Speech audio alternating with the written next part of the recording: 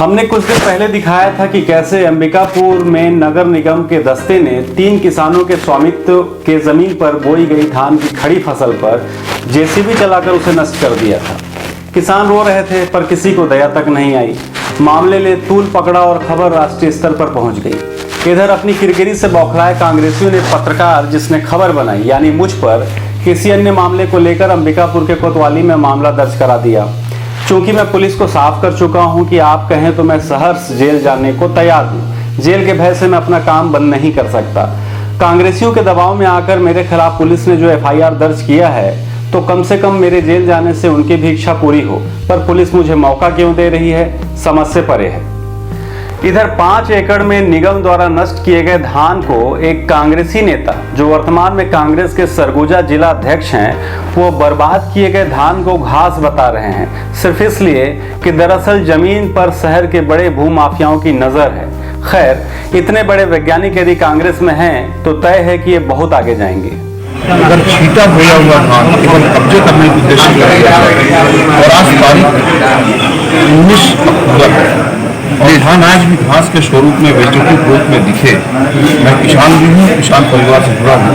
अब वो धान बदला गया, उसमें बाली नहीं है, तो केवल प्रायोगिक जमीन को कब्जा करने के उद्देश्य से उस धान को छीटा गया था। जिस दिन धान उस दिन के बाद बाली नहीं निकलती, जिस दिन से शीट थोड़ा भी गिरना शुरू हो जाता है। इधर इस गंभीर मसले पर प्रदेश के कृषि मंत्री रविंद्र चौबे ने कहा है कि यदि किसान के खड़े फसल पर प्रशासन या किसी ने भी उसे नष्ट किया है तो जघन्य अपराध है। वहीं पूर्व कृषि मंत्री बृजमोहन अग्रवाल भी इस घटना को लेकर किसान के पक्ष में खड़े नजर आ रहे हैं। पर सवाल यह है कि इन मंत्रियों के बयान और नाराजगी का ऐसे में क्या मतलब निकल जाता है जब इन फसल नष्ट करने वाले जिम्मेदार लोगों पर कार्रवाई होनी ही नहीं है। क्योंकि कांग्रेसियों ने एक किसान को तो डराकर अपने पक्ष में कर लिया, पर दूसरे किसान ने अपने फसल को बर्बाद करने वालों पर थाने में शिकायत कर रखा है। पर भला कार्रवाई कौन करे? क्या नाम है आपका? मेरा नाम शिव प्रसाद कुशवाहा। तो आप थाने में क्यों आए हैं? थाने में मैं एफआईआर दर्ज कराने आया। किसके खिलाफ? नगर पालिका मेरा खेत में बोया हुआ धान को रौंद दिया। अच्छा, कब रौंदा? अभी 3-4 दिन से रौंद ही रहा। अभी भी रौंद रहा है? अभी भी रौंद रहा। अच्छा, क्या बोले पुलिस वाले? अभी तो कुछ नहीं बोले। जमीन में कब से आपका कब्जा है? ये कागज कब्जा मेरा 1962 से। 62 से है जी। तो अभी तक आपको पट्टा नहीं मिला? पट्टा मिला। तो क्या निरस्त हो गया क्या पट्टा? निरस्त तो नहीं हुआ। पट्टा है जिस जमीन में आप हैं मैं बता रहा हूँ। खेती किए हैं? अभी सेटलमेंट हुआ जी। सेटलमेंट में मेरा जमीन को छोड़ दिया गया। आप क्या चाहते हैं? थाने में आए हैं, क्या गाली गलौज आपको दिया गया कि किसी प्रकार का कोई धमकी दिया गया? धमकी दिया जाता है। किसके द्वारा?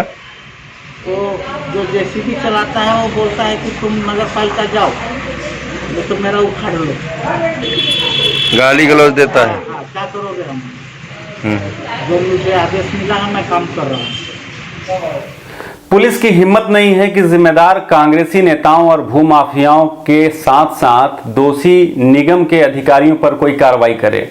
फिलहाल ये सरकार का बयान देखिए और जेल से आने के बाद मैं आपको आगे के वीडियो में बताऊंगा और ये दिखाने की कोशिश करूंगा कि एक किसान को कांग्रेसियों द्वारा कैसे डराया और बरगलाया गया और इन कीमती जमीन पर आखिर शहर के किन भूमाफियाओं की नजर है।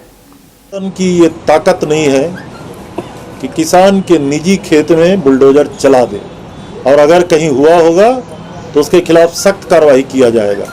नगर निगम का कहना है, मैं फिर से कह रहा हूँ, नगर निगम की जमीन मैं है। फिर से कह रहा हूँ, किसान कोई भी किसान के स्वामित्व की जमीन में किसी भी अधिकारी या प्रशासन की ताकत नहीं है वो इस तरीके से नुकसान कर दे।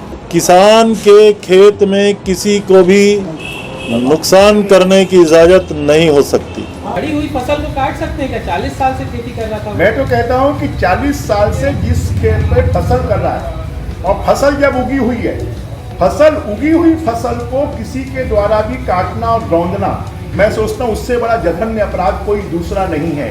अगर तहसीलदार, कलेक्टर और मुख्यमंत्री को भी उस जमीन की आवश्यकता है तो फसल कटाई के बाद ही उसके ऊपर में कार्रवाई कर सकते हैं। और फसल कटाई के पहले कोई कार्रवाई करता है तो मेरा ये कहना है कि वो फिर शासक प्रशासक नहीं है, वो दैत्य है।